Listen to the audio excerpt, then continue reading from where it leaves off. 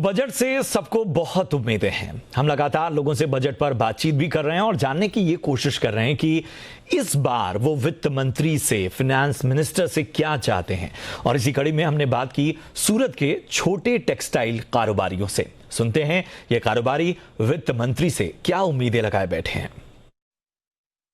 हमारे साथ बात करने के लिए कपड़ा उद्योग के विशेषज्ञ हैं। सर, जिस तरह से कपड़ा उद्योग कोरोना के काल के अंदर नुकसान झेल चुका है, बजट आने वाला है, क्या उम्मीद है, क्या चाहते हैं?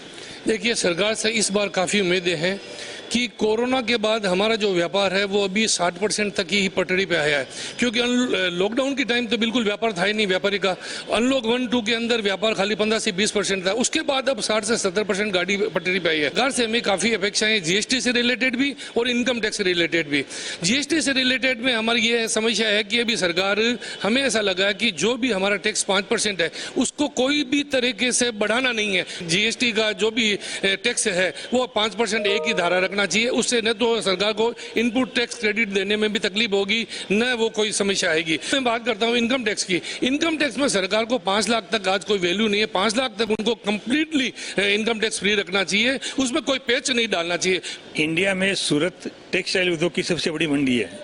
कोरोना की वजह से यहाँ पे कपड़े के व्यापार को बहुत धक्का लगा है, तो हम तो ये चाहते हैं गवर्नमेंट इसमें ज़्यादा से ज़्यादा रियायत दे। इसके अलावा इनकम टैक्स में भी काफ़ी सारी रियायतें चाहते हैं। डिविडेंड टैक्स जो शेयर होल्डर पर लगता है वो पहले की तरह ही कंपनी पर लागू करना चाहिए। इनकम टैक्स कलम 80 डीडीबी की मर्यादा ₹40,000 से बढ़ाकर 1 लाख की करनी चाहिए।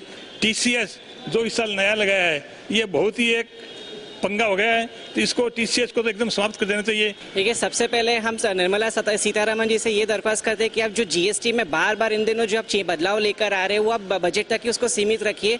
अभी ये पिछले महीने में अगर आप देखो तो 6 से 7 नए उन्होंने नोटिफिकेशन निकाले, तो हमारे लिए वो बहुत दिक्कत देता है।